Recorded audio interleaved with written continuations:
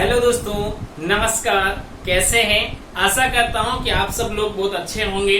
दोस्तों, मैं आज आपके लिए बहुत ही महत्वपूर्ण क्लास लेकर आया हूं। दोस्तों, अभी लेटेस्ट 31 अगस्त को अपने BSTC का पेपर हुआ, जिसमें रीजनिंग टॉपिक से यानी रीजनिंग विषय से 50 प्रश्न पूछे जाते हैं। लेकिन BSTC में दोस्तों सिलेबस कुछ डिफाइन नहीं कर रखा है, कुछ ऐसे दे रखा है, अपने एवरेजली बच्चे पढ़ते भी हैं। लेकिन इस बार जो BSTC का पेपर हुआ दोस्तों, आप सोचोगे उसमें कम से कम 5 प्रश्न रीजनिंग से बाहर आए हैं। रीजनिंग से बाहर आए मतलब रीजनिंग से रिलेटेड आए हैं। अब उन चैप्टर में अपन को उन प्रश्नों को कैसे हल करना है दोस्तों, आज की क्लास में मैं आपको BSTC 2020 31 अगस्त को जो पेपर हुआ उस पेपर का पूरा सॉल्यूशन करवाऊंगा, जिसमें मेरे रीजनिंग के 50 प्रश्नों को अलग अलग ढंग से कैसे आंसर होगा, हर प्रश्न का आंसर मैं आपको व्हाइट बोर्ड पे दूंगा। तो दोस्तों, धैर्य रखते हुए वीडियो को पूरा देखें, अपने दोस्तों के साथ शेयर करें और आने वाले PTT एग्जाम के लिए इस वीडियो को देखकर तैयार हो जाएं कि हमें कैसे तैयारी करनी है। और उस तैयारी के लिए दोस्तों मेरे YouTube चैनल को देखना ना भूलें। चलिए दोस्तों, स्टार्ट करते हैं अपन। समझना दोस्तों, आपके BSTC 2020 में पहला प्रश्न आया है।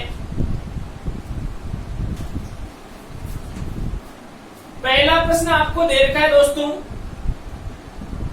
Y W Z X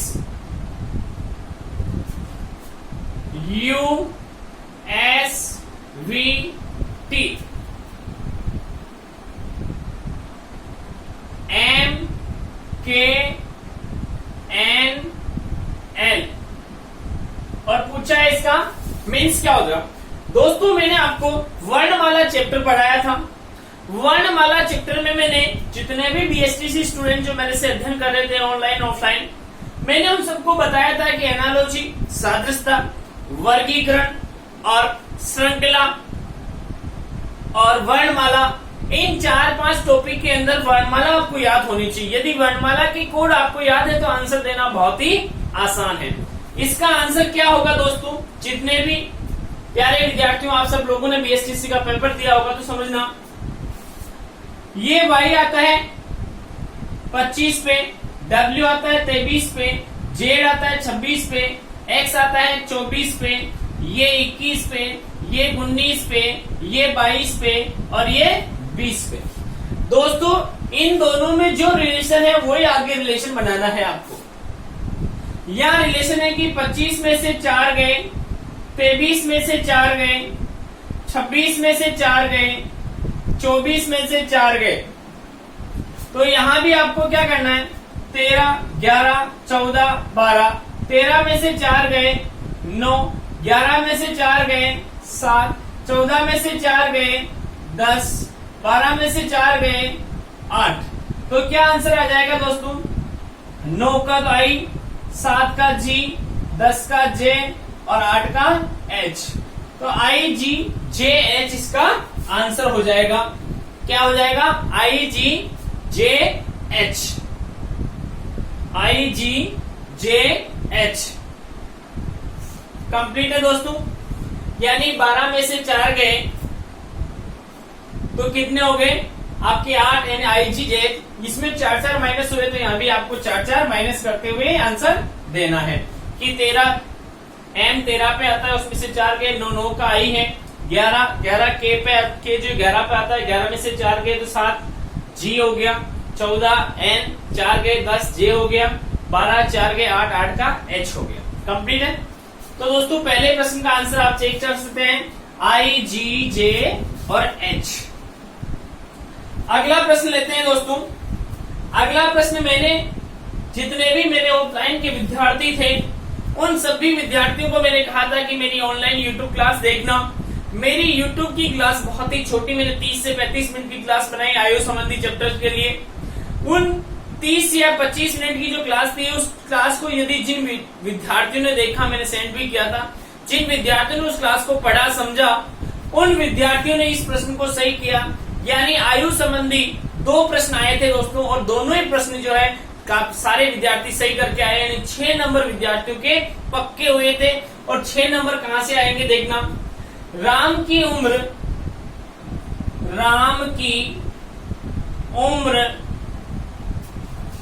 Shyam से 5 गुना है। राम की उम्र श्याम से 5 गुना ज्यादा है।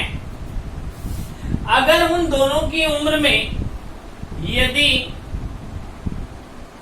इन दोनों की उम्र में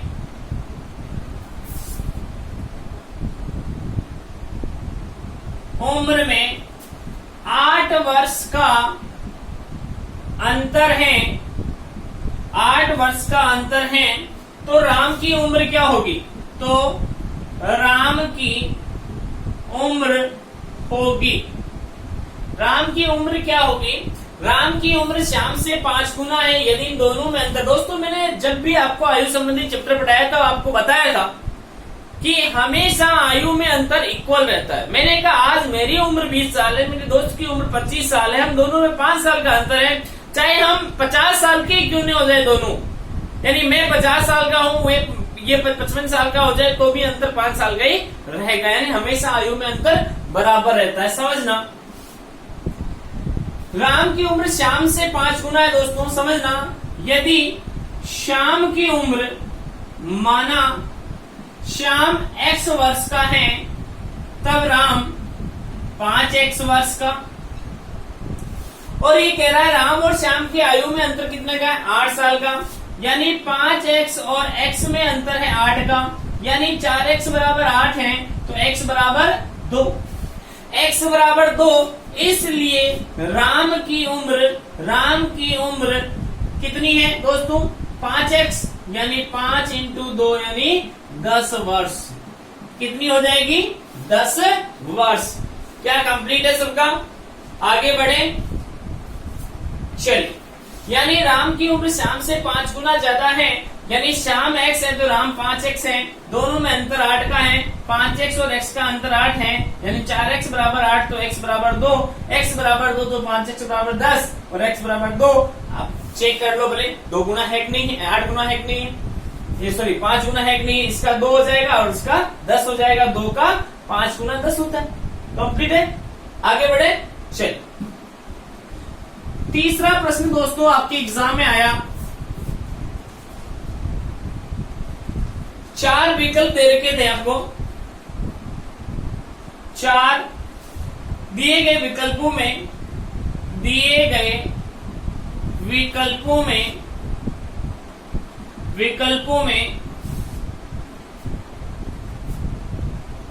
विकल्पों में से कौन से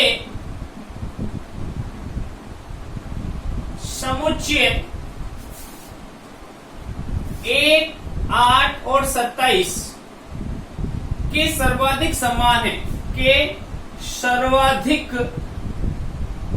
समान है। तो दोस्तों जिन लोगों ने ये पेपर दिया है उसके ऑप्शन में 4 ऑप्शन दे रखे थे। उस पेपर में पहले ऑप्शन में दे रखा 64, 125 और 216। तो दोस्तों जब 1, 8, 27 दे रखा तो इसमें क्या रिलेशन है वो चेक करना है। ये रिलेशन है दोस्तों 1, 2 और 3 का क्यूब, ये 2 का क्यूब, ये 1 का क्यूब, ये 2 का क्यूब, ये 3 का क्यूब। डिट्टो यही चीज यहाँ हो रही है, 4 का क्यूब, 5 का क्यूब और 6 का क्यूब। ये भी 1, 2, 3 है, ये 4, 5, 6 है, और इसमें भी क्यूब हुआ, इसमें भी क्यूब हुआ, तो कौन सा ऑप्शन सही हो जाएगा? 64, 125 और 216। क्या दोस्तों समझ में आया? आगे बढ़े, चल अगला प्रश्न लेते हैं अपन। प्रश्न संख्या 4, गाजर खाद्य पदार्थ और सब्जी और सब्जियां और सब्जियों में सब्जियों के संबंध को दर्शाता है। दोस्तों ये प्रश्न है आपका प्रश्न संख्या 4। समझना, गाजर खाद्य पदार्थ और सब्जियों के संबंध को दर्शाता है। ये दोस्तों वेन आरेख का प्रश्न है, और जिन लोगों ने मेरे से ऑफलाइन क्लासेस ली थी अभी लेटेस्ट, मैंने उनको बहुत ही अच्छे ढंग से कम 60 से 70 प्रश्न ऐसे करवाए थे दोस्तों। अगर उन 60 से 70 प्रश्नों को आप कर लेते हो तो एक भी प्रश्न आपका नहीं छोड़ना चाहिए। तो ये वेन आरेख का दोस्तों एक ऐसा डायग्राम ए ऑप्शन में दे रखा था, एक में ऐसा डायग्राम दे दिया, एक में ऐसा डायग्राम दे दिया, और एक में ऐसा डायग्राम दे दिया। दोस्तों इन 4 डायग्राम में से कौन सा सही है? तो पहला ऑप्शन सही है दोस्तों। ये गाजर है, गाजर सब्जी में आती है और सब्जी खाद्य पदार्थ में आते हैं, इसलिए ऑप्शन कौन सा सही हो जाएगा? ए ऑप्शन सही हो जाएगा कि गाजर जो है सब्जियों में आती है, सब्जियां खाद्य पदार्थ में खाने के काम आती है। ओके, चलिए आगे बढ़ते हैं। अगला प्रश्न ले रहा हूं मैं आपके लिए, चक्रवात प्रति चक्रवात। क्वेश्चन नंबर 5 है, चक्रवात। जिस प्रकार चक्रवात का संबंध प्रति चक्रवात से है, उसी प्रकार बाढ़ का संबंध किससे होगा? दोस्तों जैसा प्रश्न उसमें था वैसा तो मैं नहीं लिख पा रहा हूँ, क्योंकि मैं जैसा मेरे को मिला है वैसा मैं करने की कोशिश कर रहा हूँ, क्योंकि पेपर सभी बच्चों से ले लिए गए। पेपर होता तो मैं पेपर सॉल्यूशन करवाता, लेकिन किसी सोर्स से मुझे जैसी जानकारी मिली है, जिन बच्चों से मैंने रिस्पॉन्स लिया, क्या क्या प्रश्न आए, उनके आधार पर मैं बता रहा हूँ आपको कि चक्रवात को चक्रवात का विपरीत होता है, यानी उल्टा क्या होता है दोस्तों? प्रति चक्रवात होता है। तो इस बाढ़ का उल्टा क्या होगा? सूखा। उल्टा का मतलब विलोम। चक्रवात का विलोम जो है, उल्टा कह दो चाहे विलोम कह दो, विलोम क्या है? प्रति चक्रवात है। उसी प्रकार बाढ़ का विलोम क्या है? सूखा। तो दोस्तों जिनके प्रश्न आया है उसका आंसर क्या होगा? सूखा। आगे ले रहा हूं मैं दोस्तों अगला प्रश्न, कबूतर, पक्षी और कुत्ते। कबूतर, पक्षी और कुत्ते। दोस्तों इसका वेन आरेख बनाना है आपको। क्या बनाना है? कबूतर, पक्षी और कुत्ते। अब इसमें भी आपको वेन आरेख दे रखा, ऐसा दे दिया, ऐसा दे दिया, ऐसा दे दिया। क्या आएगा दोस्तों? तो देखना, कबूतर सारे जो है पक्षी में आते हैं। कबूतर, ये कबूतर है और ये पक्षी है, जबकि कुत्ता तो जानवर में आता है दोस्तों, इसलिए कुत्ता अलग होगा। तो ये वाला डायग्राम सही हो जाएगा। कौन सा डायग्राम सही होगा दोस्तों? ये वाला। इस प्रकार का डायग्राम जो भी होगा वो सही होगा। ओके दोस्तों आगे बढ़े, चलिए अगला प्रश्न लेते हैं। अगला प्रश्न देखेगा दोस्तों, यदि प्रश्न संख्या 7, यदि प्लस को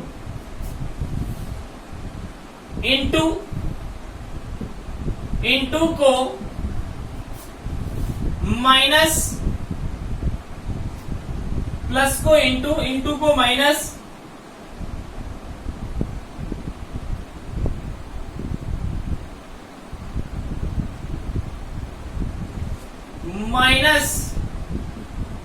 को भाजक,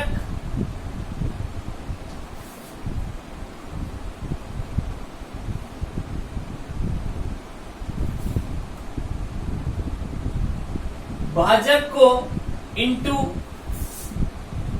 कहा जाए तो 2 + 8 - 16 - 4 भाजक 2 का मान होगा। दोस्तों ऐसा प्रश्न एग्जाम में आया है। अब इस प्रश्न को आप चाहे यूं कह सकते हैं कि ये प्रश्न कुछ मिस्टेक है, या जैसा प्रश्न है वैसा आंसर दे तो भी इसका आंसर ऑप्शन में मिलेगा। प्लस को इंटू कह रहे हैं, इंटू को माइनस कह रहे हैं, माइनस को भाजक कह रहे हैं, भाजक को इंटू। दोस्तों यहाँ भाजक को भी इंटू कह रहे हैं, प्लस को भी इंटू कह रहे हैं प्रश्न में। समझना, 2 × 8 - 16 भाजक 4 × 2। इसका मतलब हुआ कि प्लस को इंटू कह रहे तो प्लस का इंटू हो गया, इंटू को माइनस कह रहे तो इंटू का लग रहा था, यहाँ पे इंटू लगी ना रहा। 1 मिनट दोस्तों, यहाँ इंटू लग रहा था, सॉरी, प्लस इंटू माइनस भाजक, हाँ इंटू को माइनस कह रहे हैं इंटू को माइनस कह रहे हैं दोस्तों, प्लस को इंटू हो गया, इंटू को क्या कह रहे हैं अपन माइनस कह रहे हैं, तो ये माइनस हो गया। फिर इसने कहा माइनस को भाजक कहते हैं, तो माइनस का भाजक हो गया, और भाजक को इंटू कहते हैं, भाजक कहते हैं, इंटू हो गया। अब इसका सॉल्यूशन अगर अपन जैसा प्रश्न है वैसा सॉल्यूशन निकाले दोस्तों, सबसे पहले भाजक होता है, बोर्ड मास का नियम मैंने पढ़ाया आपको। मैंने दोस्तों सभी बच्चों से ये रिक्वेस्ट की थी कि मेरी बोर्ड मास की पहली क्लास जरूर पढ़ के जाना दोस्तों, हमेशा इस चैप्टर में से प्रश्न आता है। आप भी, चाहे आप पीटीटी की तैयारी कर रहे हैं, चाहे राजस्थान पुलिस की तैयारी कर रहे हैं दोस्तों, जिसमें भी रीजनिंग टॉपिक सिलेबस में है, तो उसको मेरे YouTube चैनल को देखना ना भूले दोस्तों, अपने दोस्तों के साथ भी शेयर करें। आप यदि विश्वास कर सकते हैं, चाहे नहीं करें, लेकिन मेरे सॉल्यूशन देने के बाद भी जाके मेरे YouTube चैनल पे पढ़ोगे आपको, तो इसका सॉल्यूशन मिल जाएगा दोस्तों, कि मैंने आपको 100% श्योरिटी के साथ कहा है कि ऐसा प्रश्न 100% आता ही आता है एग्जाम में, और ये आया है दोस्तों। तो यह देखना, 16 में 4 का भाग दिया 4, मल्टीप्लाई किया 8, मल्टीप्लाई किया 16, 16 में से 8 गए तो 8। दोस्तों ये आंसर ऑप्शन में दिया हुआ है, 8 सही हो गया। लेकिन दोस्तों यहां अगर मैं इसको मानूं कि ये प्रश्न प्रिंट में गलत हुई है या डिलीट होने के चांस है, ऐसा कुछ होता है, तो यहां अगर प्लस को इंटू ना कह के प्लस को अगर मैं माइनस कहूं, तो यहां अगर माइनस का साइन होता है, सॉरी प्लस को इंटू कह रहे हैं, ठीक है, ये इंटू हो गया। और भाजक को अगर मैं यहाँ प्लस कह दूं, भाजक को क्या कह दूं, इंटू की बजाय प्लस कह दूं, यहाँ अगर मैं प्लस की बात करूं तो यहाँ 16, यहाँ 4 और यहाँ 2, 16, 8 और यहाँ गिनटो 8 दूनी 16, 16 यहाँ 4, यहाँ 2, 18, 18 में से 4 गए तो समथिंग आंसर आता है। अब वो जो आंसर आता है वो अकॉर्डिंग टू क्वेश्चन देखना है। अब इसमें तो अपन दे नहीं सकते, इसमें तो 8 ही आंसर होंगे। अगला प्रश्न लेते हैं, वीडियो को पूरा देखना दोस्तों, हर एक प्रश्न का विस्तृत आंसर दूंगा मैं आपको। एक प्रश्न आया दोस्तों श्रृंखला से, जिन लोगों ने मेरी ऑफलाइन लेटेस्ट क्लासें अटेंड की है, उनको श्रृंखला में मैंने जो सीट दी है उसी सीट का प्रश्न है दोस्तों। 4, 7, 11, 18, 29, 47, प्रश्नवाचक चिन्ह 123, 199। क्या कॉम्बिनेशन समझना दोस्तों, 4 को 7 में जोड़ा, यानी ये दोनों जुड़कर ये बन रहे हैं, ये दोनों जुड़कर ये बन रहे हैं, ये दोनों जुड़कर ये बन रहे हैं, यानी 4 और 7 11, 11 और 7 18, 18 और 11 29, 29 और 47 जुड़कर यहाँ आ जाएंगे, कितने आएंगे दोस्तों, क्योंकि 18 और 29 47 होते हैं, 47 और 29 कितने हो जाएंगे दोस्तों, ये हो जाएंगे आपके 60, 70, 76। अब दोस्तों वापस चेक करना, 76 और 47 के 123 होते हैं क्या, 7 और 6 13, 7 4 11 और 1 12 हो गए। फिर अब वापस चेक करना है कि क्या 76 और 123 199 हो गए, 6 और 3 9, 2 और 7 9 और 1 का 1, यानी वेरीफाई हो गया। आंसर कितना आएगा 76। आंसर क्या आ जाएगा दोस्तों 76, यानी ये आपका आंसर है। कंप्लीट दोस्तों, आगे बढ़े, चलिए प्रश्न संख्या 9 ले रहे हैं अपन। एग्जाम में आपके प्रश्न संख्या 9 वो किसी फॉर्मेट में आया हो, यानी एक प्रश्न संख्या 9, एक प्रश्न आया था आपके बीएसटीसी में लेटेस्ट एग्जाम में, प्रश्न संख्या 9 समझना दोस्तों। प्रश्न संख्या 9 देखता है, एनालॉजी के ऊपर डिफेंड है पूरा प्रश्न। प्रश्न था आपके, ध्रुव, जिस प्रकार ध्रुव का संबंध चुंबक से है, उसी प्रकार किसका संबंध बैटरी से होगा, किसका संबंध बैटरी से होगा। तो दोस्तों जिस प्रकार ध्रुव का संबंध चुंबक से है, उसी प्रकार टर्मिनल का संबंध जो है बैटरी से होगा। किसका संबंध होगा, टर्मिनल का संबंध। चेक कर लीजिए एक बार, आंसर कंप्लीट है। आगे बढ़े, प्रश्न संख्या 10। प्रश्न संख्या 10 जो है आपके पास आया कि इसमें आपको विसंगत या विजातीय परीक्षण करना था दोस्तों। ए ऑप्शन में दिया था विस्तृत चौड़ा, बी ऑप्शन दिया हल्का, भारी, सी ऑप्शन दिया आपको लघु, छोटा, और डी ऑप्शन दिया बड़ा, विशाल। दोस्तों यहां पर एबीसीडी 4 ऑप्शन दे रखे हैं। यहाँ भी जाके परीक्षण करना है कि कौन सा डिफरेंस है, असंगत है, अलग है। तो दोस्तों विस्तृत और चौड़ा समानार्थी शब्द है, लघु छोटा समानार्थी शब्द है, प्राइवेसी अपने आप में, बड़ा विशाल ये भी एक समानार्थी है, हल्का और भारी ये अपने आप में डिफरेंट है। ओके दोस्तों आगे चलते हैं। प्रश्न संख्या 10 आया आपके एग्जाम में, हो गया दोस्तों 11 प्रश्न। प्रश्न संख्या आपके 11 आया कि 0.003 इंटू 0.02 का मान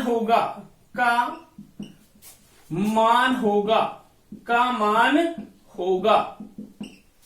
दोस्तों एक सिंपल मल्टीप्लिकेशन का प्रश्न दे दिया आपको, तो क्या करना है दोस्तों, 1 2 3 दशमलव के बाद 3 अंक हैं इसलिए 3 जीरो नीचे आएंगे, दशमलव के बाद 2 है इसलिए 2 जीरो नीचे आएंगे। अब इन दोनों को मल्टीप्लाई करते हैं तो 6 आता है। 6 के मतलब दशमलव के बाद 6 अंक आने चाहिए टोटलिटी, तो 1 2 3 4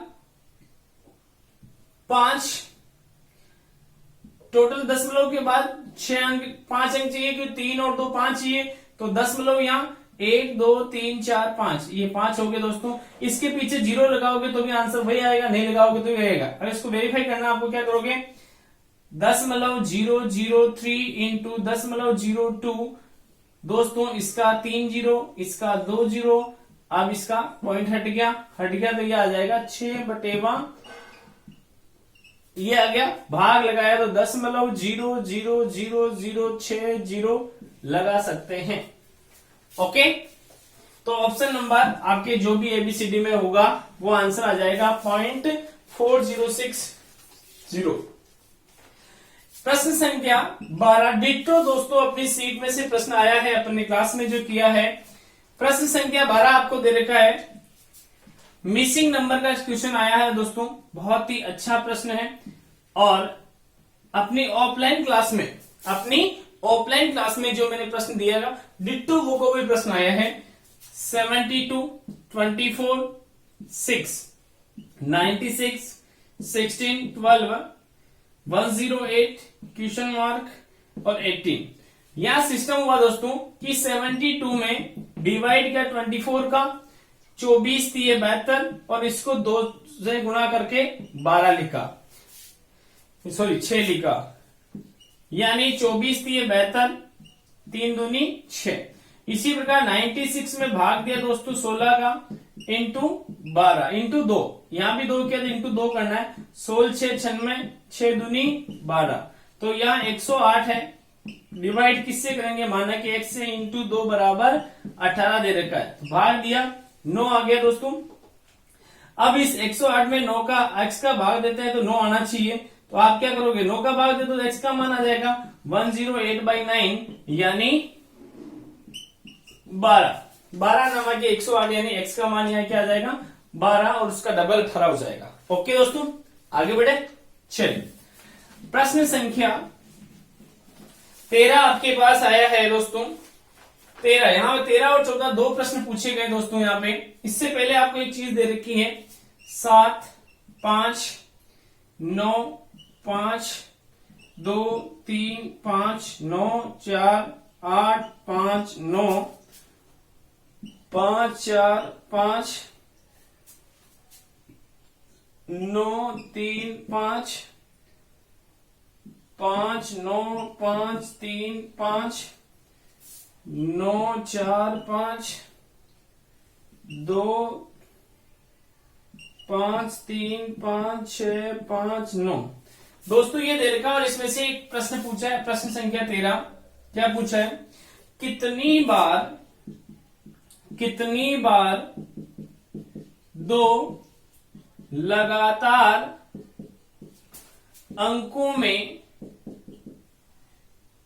अंकों के बीच 2 का अंतर है, यानी कौन सी 2 लगातार अंक जो भी दे रखे उनके बीच में 2 का डिफरेंस होना चाहिए। तो यहाँ 2 का डिफरेंस है दोस्तों, यहाँ 2 का डिफरेंस नहीं है, यहाँ भी नहीं है, यहाँ भी नहीं है, यहाँ भी नहीं है, यहाँ है, यहाँ नहीं है, यहाँ नहीं है, यहाँ नहीं है, यहाँ नहीं है, यहाँ नहीं है, यहाँ नहीं है, यहाँ नहीं है, नहीं है, नहीं है, नहीं है, यहाँ है, नहीं है, नहीं है, नहीं, यह है, यह है, और 5 और 9 में नहीं है, नहीं है, नहीं है, नहीं, नहीं है, नहीं, 3 2 5 5 यह भी है, नहीं, नहीं, नहीं। तो 1 2 3 4 5 6 और 7, तो इसका आंसर कितना है ब्रो? 7 बार। ठीक है, इसी में से प्रश्न संख्या 14 पूछा है आपसे, कितनी बार 5 के बाद, कितनी बार 5 के बाद 9 परंतु पहले 3 न हो, यानी बाद में तो 9 आना चाहिए, पहले 3 नहीं आना चाहिए। तो दोस्तों देखना, 5 के बाद 9, 5 के बाद 9, यहाँ 5 के बाद 9 नहीं है, 5 के बाद 9 है परंतु 3 नहीं आना चाहिए, तो कैंसल। यहां देखिए 5 के बाद 9 आ रहा है, 1 ही हो गया, 5 के बाद 9 आ रहा है, 1 ही हो गया, 2, 5 के बाद 9 आ रहा है, 1 ही हो गया, 3, 5 के बाद 9 आ रहा है, ये 4, तो आंसर कितना आ जाएगा? 4 बार। कितना आ जाएगा? 4 बार। कंप्लीट है दोस्तों, आगे बढ़े, चलिए।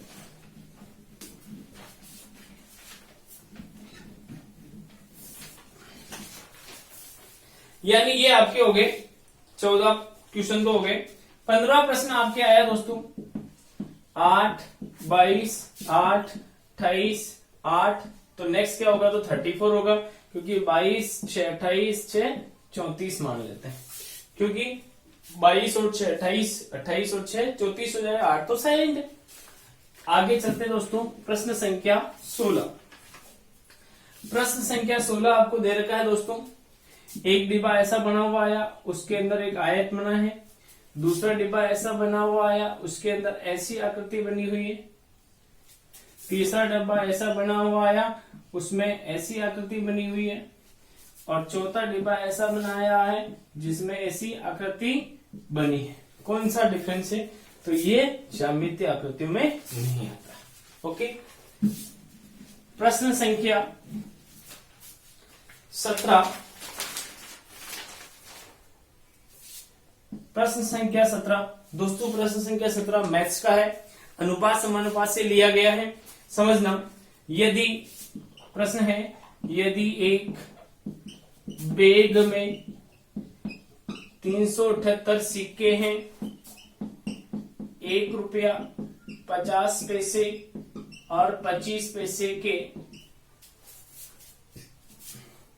सिक्के हैं, यदि बैग में रखे सिक्कों के मूल्यों का अनुपात 13:11:7 है, तो 50 पैसे के सिक्के होंगे। 50 पैसे के सिक्के होंगे। यदि एक बैग में 378 कुल कितने सिक्के हैं दोस्तों? 378 एक बैग में सिक्के रखे, उसमें 1 रुपये 50 पैसे 25 पैसे 3 प्रकार के सिक्के हैं, टोटल 378 हैं दोस्तों। यदि उसमें जो सिक्के हैं उनके मूल्यों में कीमत का रेशियो दे रखा है आपको 13, 11 और 7, तो दोस्तों यहाँ पे आपको सिक्के दे रखे हैं और यहाँ कीमत दे रखी है। तो सबसे पहले कीमत को चेंज किस में करना है? रुपयों के रेशियो में। तो रुपए का रेशियो आपको दे रखा है 13:11:7, और इसे सिक्कों के रेशियो में चेंज करो दोस्तों। सिक्कों के रेशियो में, सिक्कों का रेशियो क्या हो जाएगा?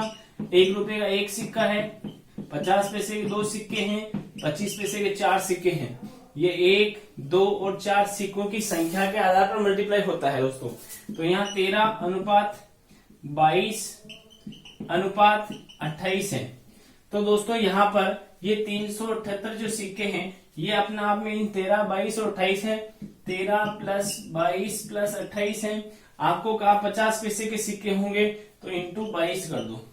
इनका मान 63 आया।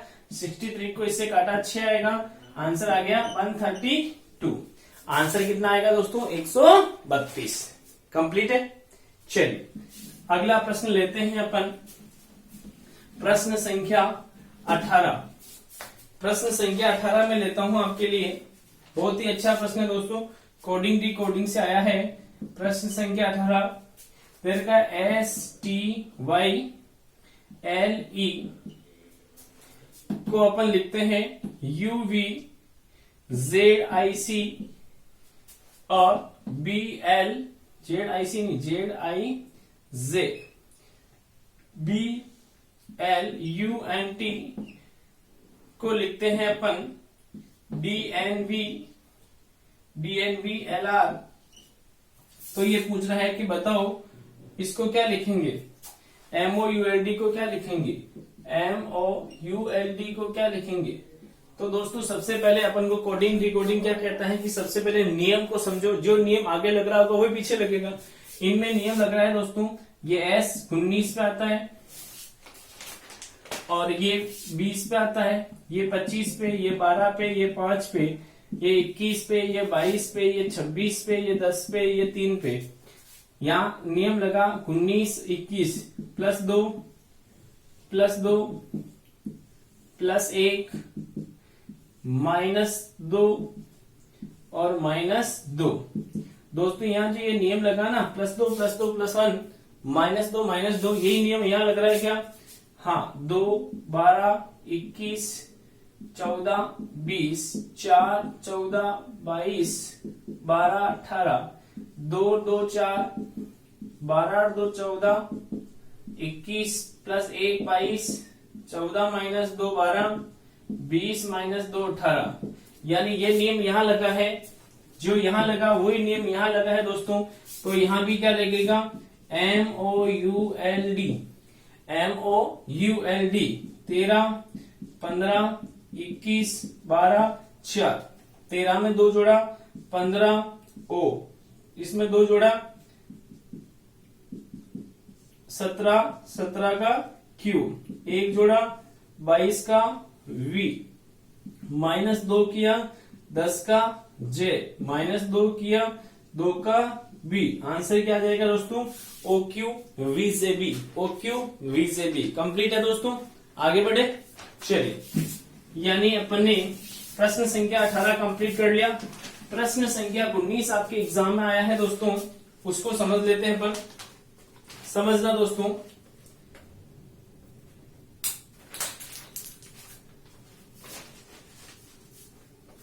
दिशा दूरी से आया दोस्तों। प्रश्न संख्या 19 दिशा दूरी से आया कि माइक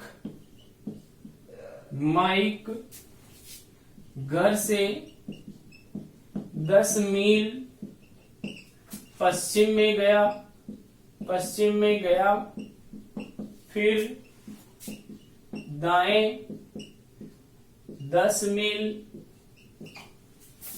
गया, फिर बाएं 5 मील गया, फिर बाएं 10 मील गया, अंत में बाएं 15 मील गया है, तो वह घर से दूर होगा। घर से कितना दूर होगा? दोस्तों स्टार्टिंग वाले समय को और लिखते हैं। यहां से स्टार्ट हुआ वो व्यक्ति 10 मील गया पश्चिम में, फिर ये दायां होता है दाएं मुड़ा 10 मील गया, फिर ये बायां होता है बाएं गया 5 मील, फिर बायां होता है 10 गया यहां आ गया, फिर बायां होता है 15 गया, तो 5 और 10 15 यानी जहां था वहीं आ गया। तो स्टार्टिंग और एंड दोनों एक ही बिंदु पर हो रहे हैं, यानी आंसर क्या आ जाए? घर से दूरी कितनी है? 0 मील। घर से दूरी कितनी आएगी दोस्तों? 0 मील। आगे बढ़ेंगे आप। चलिए अगला प्रश्न लेते हैं अपन। अगला प्रश्न है दोस्तों, प्रश्न संख्या आपके पास है 20। प्रश्न संख्या 20 ले रहा हूं मैं आपके लिए। दिव्या तथा दक्ष की औसत आयु, दिव्या तथा दक्ष की औसत आयु 22 वर्ष है। यदि सुरभि की आयु शामिल कर ली जाए तो तीनों की औसत आयु 28 वर्ष हो जाती है। तीनों की औसत आयु कितनी हो जाती है? 28 वर्ष हो जाती है। तो बताओ सुरभि की आयु होगी। अपने को पूछा है सुरभि की आयु क्या होगी। दोस्तों समझना, बहुत ही इजी प्रश्न है, कुछ नहीं करना है। देखना, वर्तमान में दिव्या और दक्ष, दिव्या प्लस दक्ष एवरेज कितना है? 22 है। तो 2 इंटू 22 करेंगे तो 44, दोनों की आयु का योग हो जाएगा। औसत है ना, औसत क्या? राशियों का योग और राशियों की संख्या। तो दोनों की एवरेज 22 है, तो कुल कितना होगा? 44। तो यहां हो जाएगा दिव्या प्लस दक्ष प्लस सुरभि, तीनों का एवरेज 28 है। तो योग कितना होगा? 3 इंटू 28 कितना हो गया दोस्तों? 3 8 है 24, 6 2 8 84। यानी देखना दोस्तों, यहाँ दिन दोनों का 44 है और यहाँ तीनों का 84 है। बड़ा कौन है? सुरभि तो आई है नहीं, तो सुरभि का कितना हो जाएगा? 84 माइनस 44 यानी 40। सुरभि कितने साल की है? 40 साल की। कितने साल की दोस्तों? 40 वर्ष की। आगे बढ़े, चलिए। यानी ये अपना प्रश्न संख्या 20 कंप्लीट है।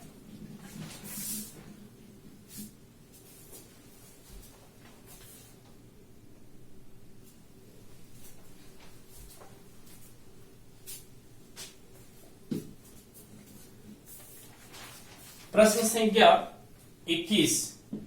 प्रश्न संख्या 21 समझना दोस्तों, बहुत ही अच्छा प्रश्न है। एक परीक्षा में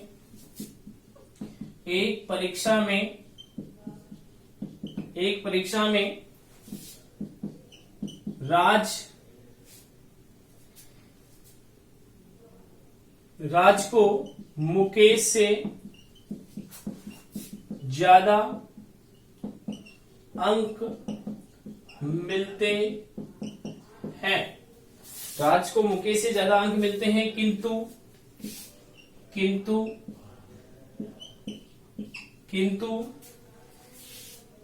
प्रिया जितने नहीं। किंतु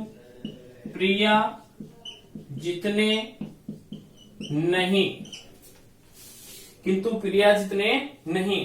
प्रिया को गौरव एवं कविता से ज्यादा अंक मिले। प्रिया को गौरव एवं कविता से ज्यादा अंक मिले। किससे ज्यादा? यानी प्रिया को गौरव और कविता से ज्यादा अंक मिले। गौरव को मुकेश से कम अंक मिले। गौरव को मुकेश से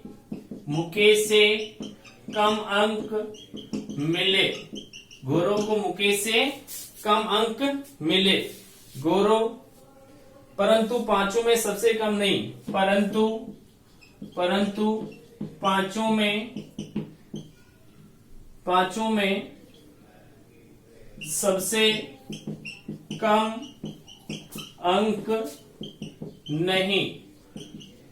तो बताओ तब अवरोही क्रम में दूसरे स्थान पर होगा। तो अवरोही क्रम में दूसरे स्थान पर कौन होगा? तो समझना, एक परीक्षा में राज को मुकेश से ज्यादा अंक मिले। राज को मुकेश से ज्यादा अंक मिले। अब देखना, राज को मुकेश से ज्यादा मिले तो ये राज है राज को मिले किससे ज्यादा, मुकेश से ज्यादा, लेकिन प्रिया जितने ज्यादा नहीं मिले। मुकेश, राज को मिले मुकेश से ज्यादा, लेकिन प्रिया जितने, इससे ज्यादा कौन है, प्रिया हो गई।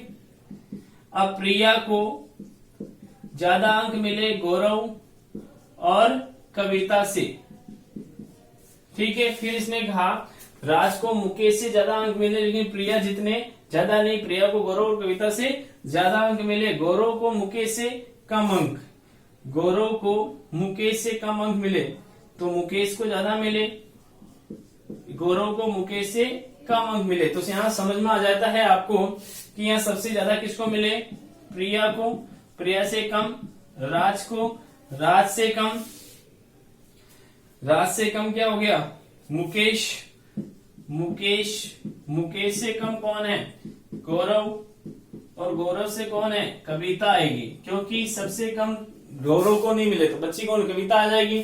अब ये आरोही क्रमी है, अवरोही क्रमी है अपने आप में दोस्तों। देखना जाए तो सबसे ज्यादा प्रिया को, फिर राज को, फिर मुकेश को, यानी ये अपने आप में डिसेंडिंग ऑर्डर ही चल रहा है, डिसेंडिंग ऑर्डर है, अवरोही क्रम ही चल रहा है। अवरोही क्रम में दूसरे स्थान पर किसको मिले, राज को मिले, किसको